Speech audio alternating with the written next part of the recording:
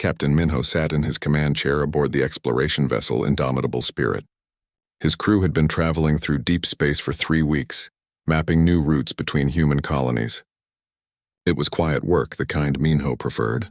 No drama, no conflict, just the peaceful darkness of space and the steady hum of the engines. "Captain, we're approaching New Hyundai colony," said Lieutenant Bora from the navigation station. "Should be in visual range in 10 minutes. Minho nodded. New Hyundai was one of humanity's newer colonies, established only 15 years ago. 2 million people called it home now. Farmers, miners, teachers, families building a new life far from Earth. Minho had a cousin living there with her 2 children. "Send them our standard greeting," Minho said. "Let them know we'll be passing through their system." Bora tapped her console, then frowned. "Captain, I'm not getting a response. Try again." "Maybe their communications array is down for maintenance." Bora tried 3 more times, nothing. The bridge grew quiet. Everyone could feel something was wrong. "Take us in closer," Minho ordered. "Full sensor sweep." As the Indomitable Spirit moved closer to New Hyundai, the sensors began picking up readings. But they weren't the readings of a living colony. Minho felt his blood turn cold as the data filled his screen. The planet's surface was scorched. Massive craters covered the continents where cities used to stand. The orbital stations were debris floating in space. Not a single life sign registered on the sensors. "Dear God," whispered Bora. 2 million people. Gone. Minho's cousin. Her children. Everyone. Wiped out completely. "Get me Admiral Jiwoo immediately," Minho said, his voice hard as steel. "And launch every probe we have. I want to know what happened here." The probes told the story. Weapon signatures covered the planet. Military-grade plasma bombardment from orbit. The attack had been systematic, thorough, and recent. Less than 48 hours ago. Whoever did this wanted to make sure nothing survived. Within hours, Minho had his answer. The weapon signatures matched the Vrath Empire, a species of tall reptilian beings who controlled 89 star systems and had a reputation for brutal efficiency. They were one of the most powerful military forces in the Galactic Assembly. Admiral Jiwoo's face appeared on the communication screen. She was a woman in her 60s with sharp eyes and gray hair pulled back tight. She had fought in Earth's unification wars decades ago and carried herself like someone who understood the cost of violence. "Report, Captain," she said calmly. But Minho could see the tension in her jaw. Minho told her everything. When he finished, Jiwoo was silent for a long moment. "Return to base immediately," she finally said. "We need to take this to the Assembly." Ambassador Hyejin stood before the Galactic Assembly 3 days later. The Assembly chamber was enormous, with representatives from 247 different species arranged in circular tiers.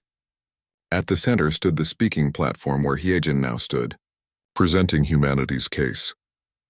"The colony of New Hyundai was destroyed without warning," Hyejin said, her voice carrying through the chamber. 2 million human civilians murdered. We have evidence that the Vrath Empire is responsible. We demand an explanation and reparations." The Vrath representative, a massive reptilian creature named Threkis, who served as the supreme overlord of their empire, rose to his feet. His scales gleamed under the chamber lights, and his teeth showed in what might have been a smile. "The system you call New Hyundai belonged to the Vrath Empire centuries ago," Threkis said, his voice deep and rumbling. "We merely reclaimed what was ours. Your presence there was illegal. The consequences are yours to bear." Murmurs rippled through the assembly. Hyejin felt anger rise in her chest but kept her voice steady. "We have documented proof of our legal claim to that system. The assembly itself approved our colonization rights 20 years ago. This was an act of unprovoked aggression." Threkis laughed. It was a harsh barking sound. "Humans, such a young species, so weak. You have been part of this assembly for 73 years. Yet you still don't understand how power works. The strong take what they want. The weak complain to councils that cannot help them." Other species in the assembly shifted uncomfortably. Some looked away. They all knew the truth. The Vrath Empire was powerful. Humanity was small, with only 18 colony worlds and a defense fleet that looked tiny compared to the massive armadas of older species. The assembly voted. After hours of debate, they agreed to strongly condemn the attack on New Hyundai. But they would take no action against the Vrath Empire.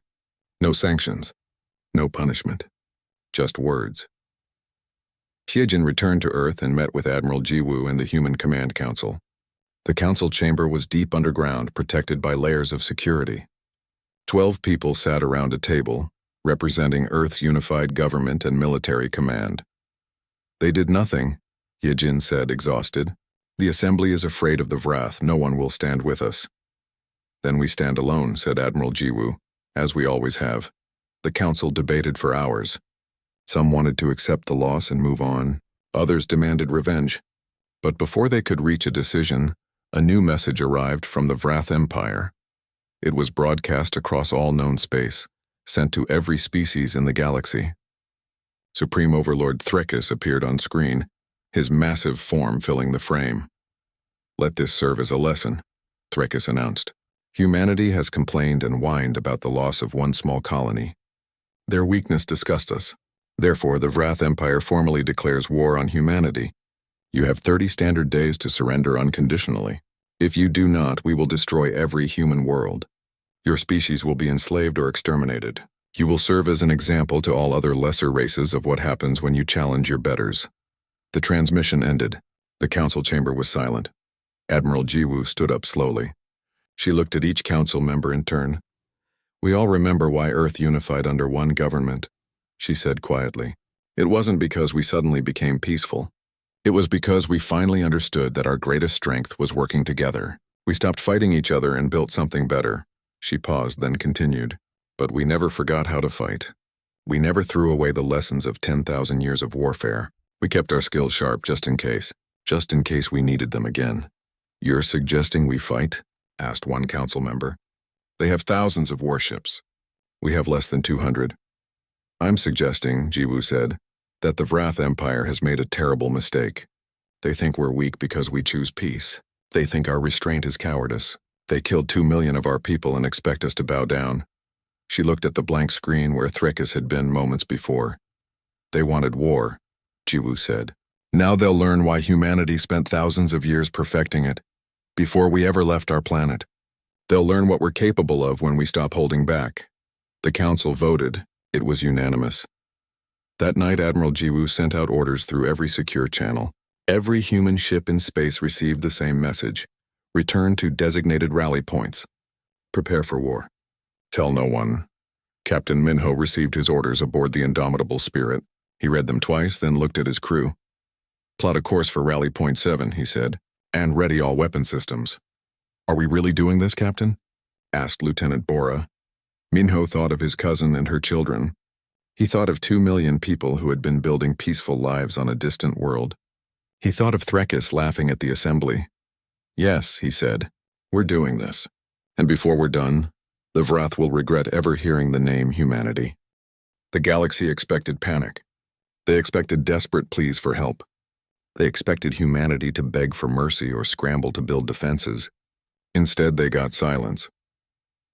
On the second day after the Vrath declaration, every human ambassador left the Galactic Assembly without explanation. Ambassador Heejin simply walked out of the chamber in the middle of a session, boarded a transport, and disappeared.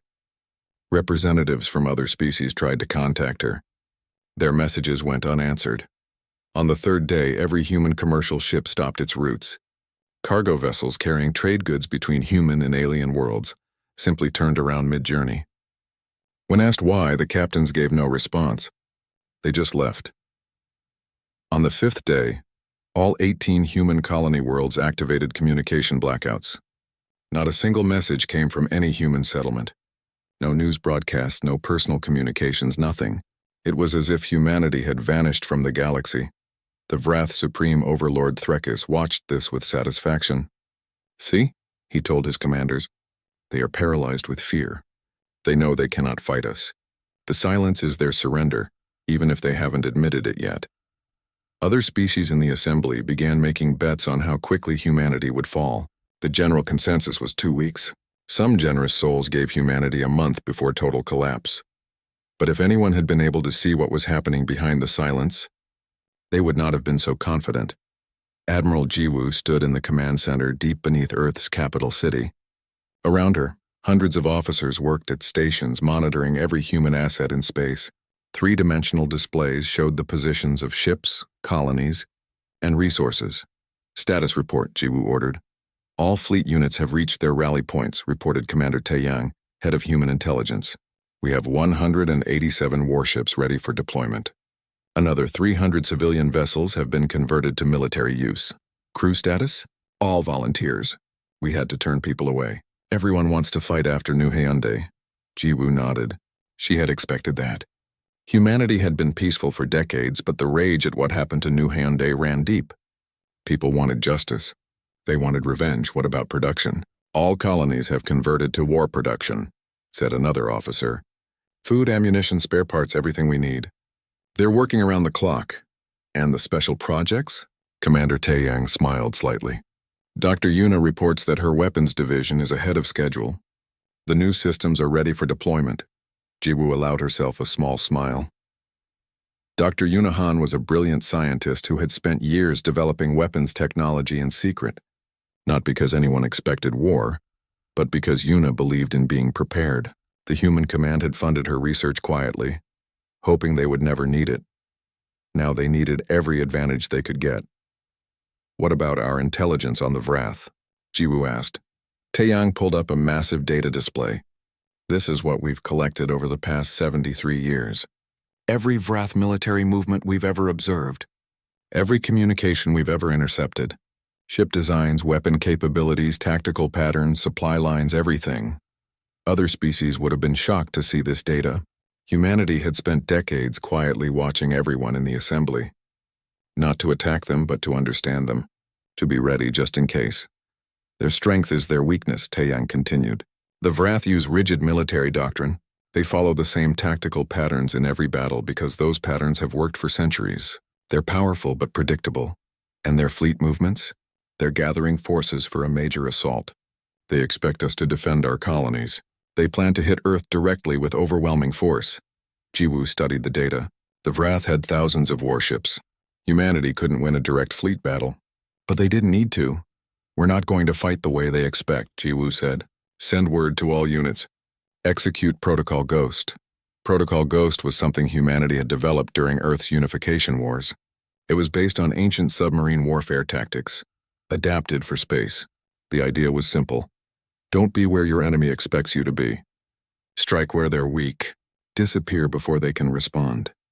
Make them afraid of every shadow. Engineer Junho Nam had been working on the technology that would make it possible. He called it the Ghost Drive. It wasn't faster than light travel, but it made ships nearly invisible to sensors. A ship with a ghost drive could slip past enemy patrols undetected. Junho had been installing ghost drives on select ships for the past year.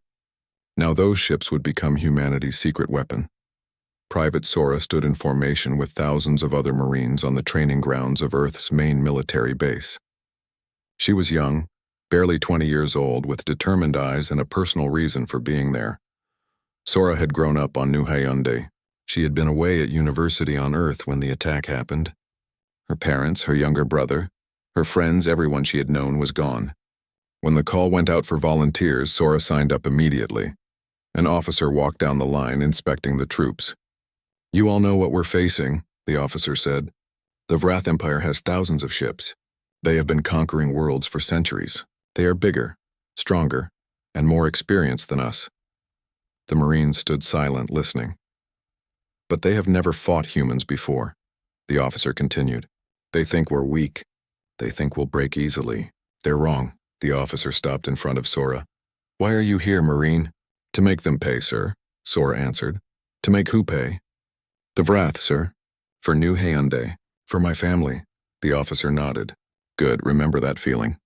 Remember why you're here. Because when we hit them, we're going to hit them hard. Across human space, similar scenes played out. Soldiers trained. Engineers built weapons. Scientists developed new technology. Farmers grew food. Factory workers produced ammunition. Every human, from the oldest to the youngest, contributed in some way. 15 days passed. The Vrath sent messages demanding surrender. The messages went unanswered. The galaxy watched the countdown to the 30-day deadline, expecting drama. Expecting something. They got silence. On the 16th day, that silence finally broke. Admiral Jiwoo authorized the transmission herself. It was sent to the Vrath Empire directly and broadcast across all galactic channels so every species could see it. The message was simple. No threats, no boasts. Just a statement of fact. You declared war. You destroyed our people. You mocked our grief. You will learn why humanity spent 10,000 years perfecting warfare before we ever left our planet. You wanted war? Now we'll show you what we learned. Then came the coordinates. A single Vrath border system called Keltharis. Supreme Overlord Threkis saw the message and laughed. Finally, they show themselves. They want to fight us at Keltharis? Excellent. We'll crush them there and broadcast their destruction across the galaxy. He immediately ordered the Vrath Third Fleet to Keltharis, 300 warships, each larger and more powerful than any human vessel. It was overkill, but Threkis wanted to make a statement. He wanted humanity's first battle to be their last. The Third Fleet arrived at Keltharis 3 days later. Admiral Vector, commander of the Third Fleet, positioned his ships in standard battle formation. Sensors swept the system constantly looking for human ships. They found nothing. Hours passed, then days. The Vrath fleet waited, growing increasingly confused. Where were the humans? Why give them coordinates and then not show up? Maybe they're afraid, suggested one Vrath officer. Maybe they lost their nerve. Admiral Vector wasn't so sure. Something felt wrong. But he had his orders. Wait for the humans and destroy them when they arrived. On the third day of waiting, Keltharis went dark. Every communication from the planet's surface stopped. All 40 million Vrath civilians living there suddenly couldn't be reached. The orbital defense platform stopped responding. Admiral Vector, in orbit with his fleet, frantically tried to make contact. What was happening down there? Then a message appeared on every screen in the fleet. It was a human face. Captain Minho. This is Captain Minho of the Human Defense Fleet. Your military installations on Keltharis have been destroyed. Your defense platforms are gone.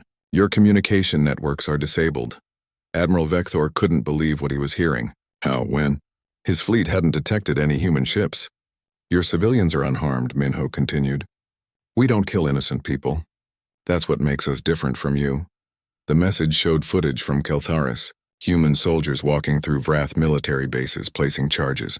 Explosions destroying weapon depots. Orbital platforms breaking apart in space. All of it had happened while the Third Fleet waited in orbit, completely unaware. This is System 1 of 89, Minho said.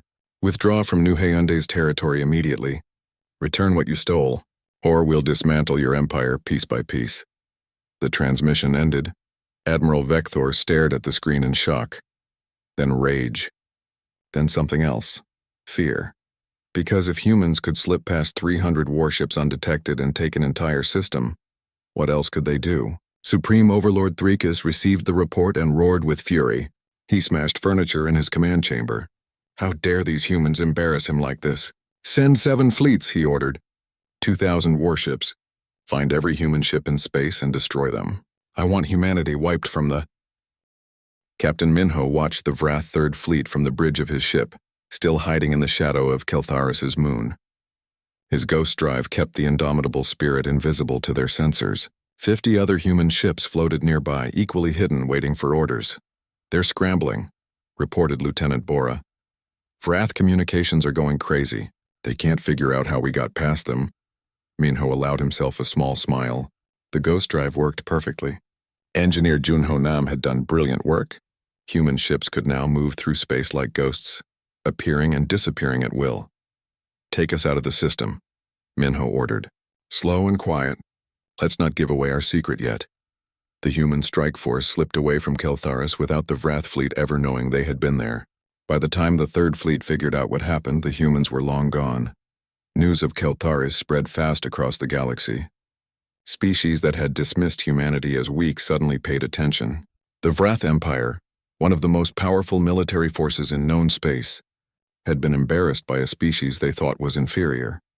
Ambassador Hyejin, who had left the Galactic Assembly weeks ago, started receiving secret messages from other species, small ones, species that had suffered under Vrath aggression but were too afraid to fight back. They wanted to know more about humanity. They wanted to know if the rumors were true. Hyejin responded to none of them. Not yet. Humanity had a message to deliver first. Supreme Overlord Threkis committed 7 full fleets to hunting down human forces. 2,000 warships spread across space, searching every system between Vrath territory and human colonies. It was 20 times larger than humanity's entire known military. The Vrath were confident. Yes, humans had surprised them at Keltharis. But that was one system. One lucky strike. Now the full might of the Vrath Empire was mobilized. The humans couldn't hide from 2,000 ships, but the humans weren't hiding. They were attacking. Admiral Jiwoo stood in Earth's command center, watching multiple displays showing Vrath fleet movements. Commander Taeyang stood beside her, pointing out key targets. 3 Vrath industrial worlds, Taeyang said. These facilities produce 60% of their war materials. Ships, weapons, ammunition. If we can disable them, we cripple their ability to sustain a long war. How many ships do we need? Jiwoo asked. I recommend 100 divided into 3 groups. Do it. And Taeyang, make it messy. I want the Vrath confused about where we'll hit next. Colonel Daeho led the assault on the first industrial world, Vraxis Prime. He commanded 35 ships, a mix of warships and converted civilian vessels. Against him were the planet's orbital defenses and a small garrison fleet of 50 Vrath ships. In a straight fight, the Vrath would win. They had bigger ships, more powerful weapons, but Daeho had no intention of fighting straight. Deploy the cyber warfare packages, he ordered. Human ships launched thousands of small drones, too small for Vrath sensors to track as threats. They drifted toward the orbital defense platforms like harmless debris. When they got close enough, they attached and activated. The platform's computer systems started receiving fake data. Sensors showed human ships in places they weren't. Targeting computers aimed at ghosts, the platforms began firing at nothing, wasting ammunition and revealing their positions. Now hit them with everything, Daeho commanded. Human ships attacked the confused platforms. Missiles struck targets that couldn't defend themselves properly. Within an hour, the orbital defenses of Vraxis Prime were destroyed. The garrison fleet tried to respond, but they faced the same problems. Their sensors showed dozens of human ships when there were only 35. They couldn't tell what was real and what was fake. Every time they moved to attack, the humans weren't where the Vrath expected. Fall back to defensive positions, ordered the Vrath commander. But there were no safe defensive positions. Daeho's forces struck from multiple angles, retreated, then struck again from somewhere else. It was chaos. The Vrath doctrine, built on centuries of rigid tactical patterns, couldn't adapt fast enough. By the time the battle ended, half the Vrath garrison fleet was destroyed. The rest retreated. Human forces landed on Vraxis Prime and destroyed the manufacturing facilities. They didn't harm civilians, only military targets. As they left, Daeho broadcast a message to the planet. Tell your leaders this can stop anytime they want. Just leave our territory and this war ends. Similar scenes played out at the other 2 industrial worlds. Human forces used unconventional tactics that Vrath commanders had never encountered. Cyber attacks, false sensor readings, psychological warfare, hit-and-run strikes. Commander Yunji led fighter squadrons that employed attack patterns specifically designed to confuse Vrath tactical computers. Instead of the organized, predictable formations Vrath were used to, human fighters moved erratically. They scattered, regrouped, attacked from unexpected angles. One Vrath captain described it as trying to fight a swarm of insects that think. His tactical computer kept predicting where the human fighters would go next, and the predictions were always wrong. The humans seemed to change their minds constantly, adapting to whatever the Vrath did. Private Sora, now Sergeant Sora, after proving herself in the Keltaris operation, led a Marine squad on a raid of a Vrath supply depot. Her squad of 12 Marines infiltrated a facility guarded by 200 Vrath soldiers. They shouldn't have succeeded, but Sora's squad used tactics that seemed insane to the Vrath. They split up, moved through ventilation systems, created diversions, and struck from multiple directions at once. By the time the Vrath guards figured out what was happening, the depot's ammunition stockpiles were rigged with explosives. This is for New Hyundai, Sora whispered as she triggered the charges. The explosion could be seen from orbit. The Galactic Assembly watched all of this with growing amazement. Humanity was actually winning. Not just surviving, but winning. Against an empire with 20 times their military strength. Species that had dismissed humanity as weak now looked at them with new respect. And fear. Because if humans could do this to the Vrath, what could they do to others? Supreme Overlord Threkis watched the reports with growing rage and disbelief. 3 industrial worlds crippled. Supply lines disrupted. Garrison fleet scattered. All in less than 2 weeks. How? He roared at his advisors. How are they doing this? We have 2,000 ships hunting them. They don't fight like anyone we've encountered before, explained War Master Velkrin, commander of the Vrath Imperial Guard. They don't follow standard tactical doctrine. They're unpredictable. They adapt constantly. Every time we think we understand their strategy, they change it. Then we change our strategy too. With respect, Supreme Overlord, our military has used the same tactics for 500 years because they work. We've conquered 89 systems with these methods. Our commanders don't know how to fight any other way. Threkus wanted to execute Velkrin for that comment, but he knew it was true. The Vrath way of war was based on overwhelming force and standard battle formations. It worked against species that fought the same way. But humans fought like nothing the Vrath had ever seen. Then we use even more force, Threkus decided. Commit the Imperial Guard. 300 of our best warships, our most elite crews. Find Admiral Jiwu's flagship and destroy it. Kill their leader and the resistance will collapse. War Master Velkrin bowed. It will be done. The Imperial Guard was the pride of the Vrath military. 300 warships crewed by the best soldiers the Empire had. They had never been defeated. In 5 centuries of warfare, the Imperial Guard's record was perfect. Admiral Jiwu received intelligence that the Guard was coming. Commander Taeyang showed her the movement patterns. They're tracking our communication signals, Taeyang explained. They think they know where your flagship is? Do they?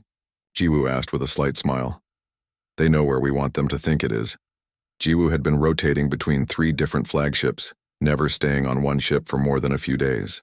The Vrath were tracking the ship they thought was her flagship, but Jiwu wasn't aboard it. She was on a smaller vessel, seemingly just another ship in the fleet. Set the trap, Jiwu ordered. Meridian Nebula. That's where we'll face the Imperial Guard. Captain Minho received his orders and smiled. This would be the biggest battle yet. The Meridian Nebula was a cloud of gas and dust that played havoc with sensors. Perfect for an ambush. 50 human ships positioned themselves throughout the nebula, hidden by the radiation and debris. The ship the Vrath thought was Admiral Jiwu's flagship sat in the center, broadcasting signals, making itself an obvious target. The Imperial Guard arrived exactly as predicted. 300 massive warships, weapons charged, ready to destroy humanity's leadership in one crushing blow. This will be easy, War Master Velkrin told his officers. The humans have made a mistake. Their admiral is trapped in that nebula. We surround it, move in, and finish this. The Guard moved into formation. Standard Vrath tactics. Surround the enemy, close in from all sides, leave no escape route. They were halfway into the nebula when Minho gave the signal. Human ships appeared from everywhere. Above, below, from within the nebula's densest clouds. 50 ships against 300. But the Vrath suddenly found themselves surrounded, not the other way around. It's a trap, shouted a Vrath officer. The war had been going for 45 days. The Vrath Empire was losing, and everyone in the galaxy could see it. 30 systems had fallen to human forces. Supply lines were cut. Industrial capacity was destroyed. The mighty Vrath military machine was breaking down. In the Galactic Assembly, species that once mocked humanity now watched in silence. The question everyone asked was the same. How were humans doing this? Ambassador Heejin finally returned to the assembly chamber. She had been gone for weeks, letting humanity's actions speak louder than words. Now she stood at the speaking platform, and every eye in the chamber was on her. You all wondered why humanity seemed weak. Heejin said calmly, You thought our choice of peace meant we couldn't fight. You were wrong. She activated a display showing human military operations across multiple systems. We can fight. We're very good at it. We just chose not to until we had no other choice. One ambassador stood. But how? The Vrath have superior numbers, larger ships, more resources. By all logic, you should have been defeated weeks ago. Heejin smiled slightly. You're thinking like the Vrath. That's why you don't understand. Let me explain what makes humanity different. She pulled up tactical data from various battles. First, adaptability.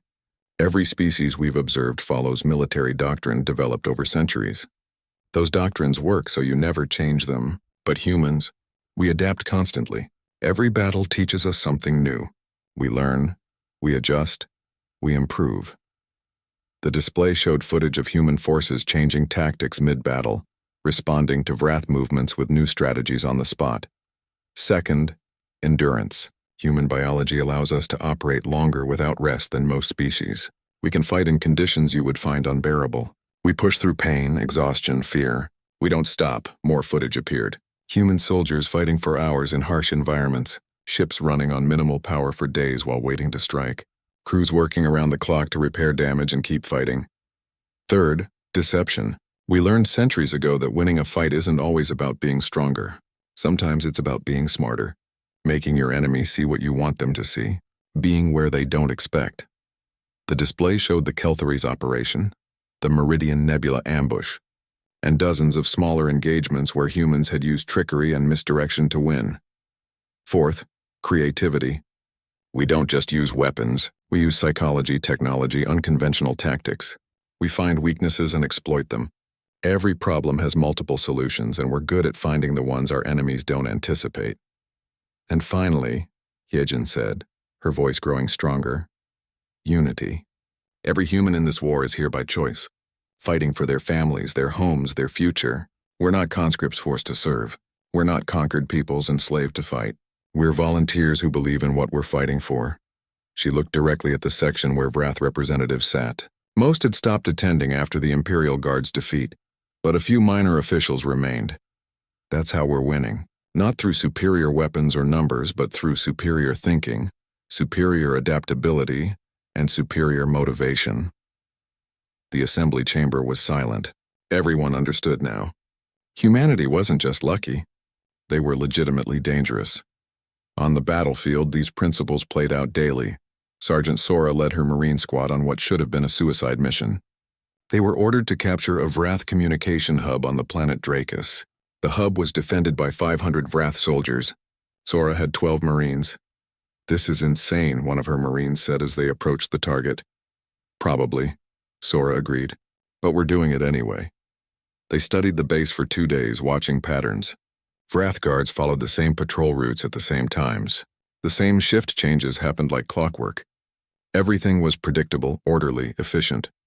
Sora's squad split into 3 groups. One group created a diversion on the east side of the base, making noise, drawing guards. The second group cut power to the western section, causing chaos and confusion. Sora's group went straight up the middle while everyone was distracted. The Vrath guards were trained to respond to direct attacks. They weren't trained for an enemy that used confusion and misdirection as weapons. By the time they realized what was happening, Sora's team was inside the hub, downloading communication codes. 30 seconds until they breached the door, reported one Marine. Sora worked faster. 20 seconds. 10 seconds. She grabbed the data chip and ran. The squad escaped through underground tunnels the Vrath didn't even know existed. Human intelligence had mapped them weeks earlier. By the time Vrath reinforcements arrived, the Marines were gone and the communication codes were in human hands. "Mission successful," Sora reported. 0 casualties. Back on Earth, Dr. Yuna worked in her laboratory developing new weapon systems. But these weren't the massive ship-killing weapons most species used. These were precise tools designed for specific purposes. "Show me the neural disruptor results," she told her assistant. The device was small enough to fit in a hand. It emitted a frequency that caused temporary disorientation in Vrath biology specifically. It wouldn't kill, but it would make fighting impossible for several minutes. "It works perfectly on Vrath nervous systems," her assistant reported, "but it has no effect on humans or most other species we've tested." "Good. Begin mass production. Get them to our ground forces immediately." This was typical of Dr. Yuna's approach. She studied enemy biology and psychology, then created weapons that exploited specific weaknesses. It was more effective than just building bigger guns. Intelligence Officer Jimin ran psychological warfare operations from a secure facility on Mars. His job was to make the Vrath afraid, confused, and demoralized. "We've intercepted Vrath military communications," Jimin reported to Admiral Jiwoo. "Their soldiers are starting to question their leadership. Morale is dropping." "Amplify that," Jiwoo ordered. "Let them know the truth. Their leaders started this war. Their leaders are getting them killed for nothing." Jimin's team began broadcasting messages directly to Vrath ships and colonies. Not propaganda, but facts. Casualty numbers, the destruction of the Imperial Guard, footage of human forces showing mercy to prisoners. "Your leaders told you humans were weak," the broadcast said. "They lied. Your leaders told you this would be an easy victory. They lied. How many more of you need to die before they admit the truth? It was working. Vrath soldiers began surrendering more easily. Some simply stopped fighting. The messages were cracking the foundation of Vrath military discipline. Medic Hana worked in a field hospital, treating both human and Vrath wounded. She had developed new medical techniques to keep soldiers fighting longer, but she also treated enemy prisoners with the same care as her own people. A badly injured Vrath soldier looked up at her as she worked. "Why do you help me?" "I tried to kill your people." "Hana didn't stop working, because you're wounded and I'm a medic. That's reason enough. We would not do the same for you." "I know. That's the difference between us." The Vrath soldier was quiet for a moment. "I don't understand your species." "Good," Hana said. "That's why you're losing." These individual actions multiplied across thousands of humans created an effect greater than any single victory. Humanity was winning not just through tactics but through a completely different approach to warfare. The Vrath Empire, meanwhile, struggled to adapt. Supreme Overlord Threkis ordered his commanders to copy human tactics. It didn't work. The Vrath military structure was too rigid, too dependent on hierarchy and established doctrine. Trying to fight like humans while thinking like Vrath only created confusion. "We need to return to what works," one Vrath admiral argued. "Gather our remaining fleets." One massive force hit Earth directly, but the Vrath couldn't gather their fleets. Human strikes had scattered them across dozens of systems. Supply lines were cut. Communication networks were compromised. The empire that had seemed so powerful 2 months ago was falling apart. Captain Minho led a strike force to the Vrath colony world of Telos. It was a major population center, 8 billion Vrath civilians. His orders were clear. Disable military targets only. Avoid civilian casualties. Minho's ships slipped into the system using ghost drives. They destroyed orbital weapon platforms and military bases with surgical precision. When Vrath fighters scrambled to defend the planet, Minho's forces simply left. "Sir, we could take the planet," suggested Lieutenant Bora. "Their defenses are gone." "We're not here to conquer," Minho replied. "We're here to send a message. The message is, we can reach anywhere in your empire anytime we want, and your military can't stop us." The strike on Telos terrified the Vrath High Command. If humans could reach their core world so easily, nowhere was safe. Civilian unrest began spreading across the Vrath Empire. Citizens who had supported the war now questioned it. Why were they fighting? What was the point? Their military was being defeated. Their economy was collapsing. All because their supreme overlord attacked a small human colony. Some Vrath began openly protesting. The first protests were small, quickly suppressed. But they grew. More Vrath questioned the war. More demanded it end. Supreme Overlord Threkis watched his empire crumbling and made a desperate decision. "Prepare the fleet. All remaining forces. We attack Earth directly. If we can destroy their homeworld, we can still win this war." Day 73 of the war. The Vrath Empire had lost 67% of its military capacity. Their economy was failing. Rebellions erupted on multiple worlds, but Supreme Overlord Threkis refused to surrender. He stood in his command center on the Vrath homeworld, watching displays showing his fleet gathering. Nearly 1,000 warships, the last strength of his empire. Around him, his remaining advisors looked worried. "Supreme Overlord, perhaps we should consider negotiations," one suggested carefully. Threkis turned on him with fury. "Negotiate? With humans? We are Vrath. We have conquered 89 systems. We bow to no one. But sir, we've lost nothing. One decisive victory and this war ends. We destroy Earth and humanity collapses. Their colonies will surrender without their homeworld." "We still win this." The advisor said nothing more. Everyone in the room knew the truth, but no one dared speak it. The Vrath Empire was dying, and Threkis's pride was killing it. The massive Vrath fleet moved toward human territory. Their target was Earth itself. Threkis planned to glass the planet from orbit, kill billions of humans, and break humanity's will to fight. But Admiral Jiwoo had other plans. "All human forces are to gather at the Arcturus system," she ordered. "Every ship we have. This is where we end it." Captain Minho brought the indomitable spirit and his strike force. Sergeant Sora's transport arrived with thousands of Marines. Commander Yunji led the fighter wings. Colonel Daeho commanded the heavy assault ships. Every human asset available converged on one location. "How many ships do we have?" Jiwoo asked. Commander Taeyang checked his display. 463 warships. Another 200 support vessels. Against their 1,000, good enough. Position them according to Plan Horizon. Plan Horizon was humanity's final gambit. Instead of meeting the Wrath in traditional battle formation, human ships spread out across millions of kilometers of space. They formed a loose sphere around empty space, waiting. The Wrath fleet arrived exactly as predicted. They saw the human formation and laughed. The humans were scattered, unorganized, vulnerable. "They make this too easy," Threkus said from his command ship at the fleet center. "All ships advance. Standard attack pattern. Crush them." The Wrath fleet moved forward in their traditional formation, tight groups of ships supporting each other, exactly as their doctrine demanded. It had worked for 500 years. It would work now, except it didn't. As the Wrath fleet entered the sphere of human ships, everything changed. The scattered human vessels suddenly coordinated in ways the Wrath couldn't predict. Ships that seemed randomly placed revealed themselves as part of a complex web. Human forces attacked from every direction at once, not in organized waves but in chaotic, unpredictable strikes. Fighters darted between capital ships. Small attack craft targeted weak points. Cyber warfare packages disrupted Wrath communications. "They're everywhere," a Wrath commander shouted. "We can't establish firing solutions." The Wrath formation, designed for strength and mutual support, became a weakness. Ships were so close together they couldn't maneuver.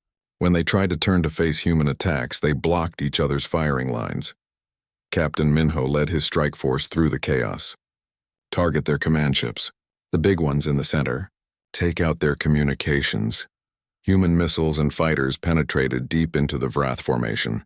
The larger Wrath ships designed to fight other capital ships couldn't effectively target the smaller, faster human vessels weaving between them. Sergeant Sora watched from her transport as Marine boarding teams launched toward disabled Wrath ships. Their job wasn't to kill the crews, but to capture them. More prisoners meant more Wrath who could go home and tell the truth about this war. The battle raged for 6 hours. It was the largest space battle humanity had ever fought. Explosions lit up the darkness. Ships on both sides took damage. Humans died defending their homeworld and their future.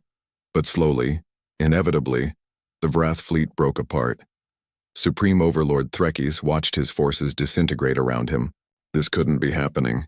The Wrath were superior. They were stronger. They had more ships. "All vessels regroup," he ordered desperately. "Fall back to defensive positions." But there were no defensive positions. The humans were everywhere, attacking from all angles. The Wrath fleet, trained for organized warfare, couldn't handle the chaos humanity had created.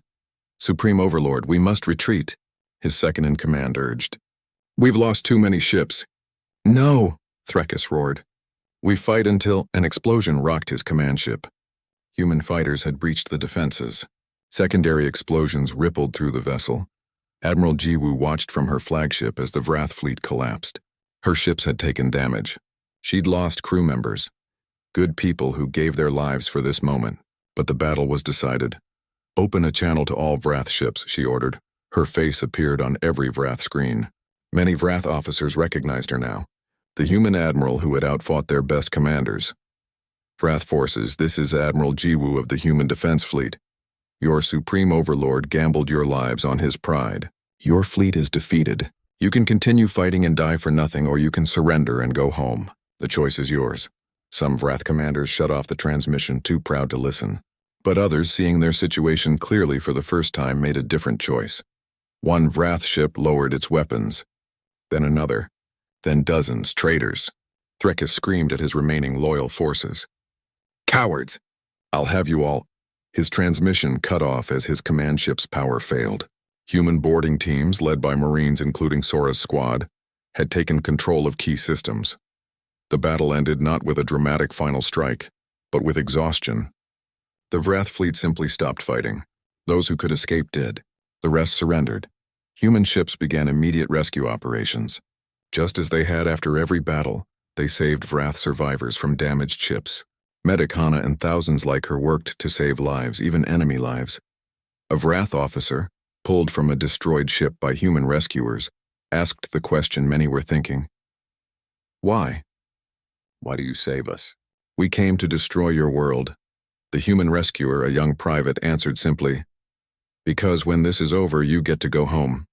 That's how humans fight. We don't want to destroy you. We just want you to stop trying to destroy us. With the Wrath fleet destroyed and Supreme Overlord Threkis captured, Admiral Jiwoo made her next move. The move that would end the war. The human fleet, battered but victorious, traveled to the Wrath homeworld. 8 billion Wrath civilians lived there, and as human ships appeared in orbit, they expected death. The humans would do to them what Wrath forces had done to New Hyundai. The entire galaxy watched. This was the moment that would define humanity. Would they show mercy or seek revenge? Admiral Jiwoo broadcast directly to the Wrath people. People of the Wrath Empire, this is Admiral Jiwoo. Your military is defeated. Your Supreme Overlord is our prisoner. We have the power to destroy your world from orbit, just as you destroyed New Hyundai.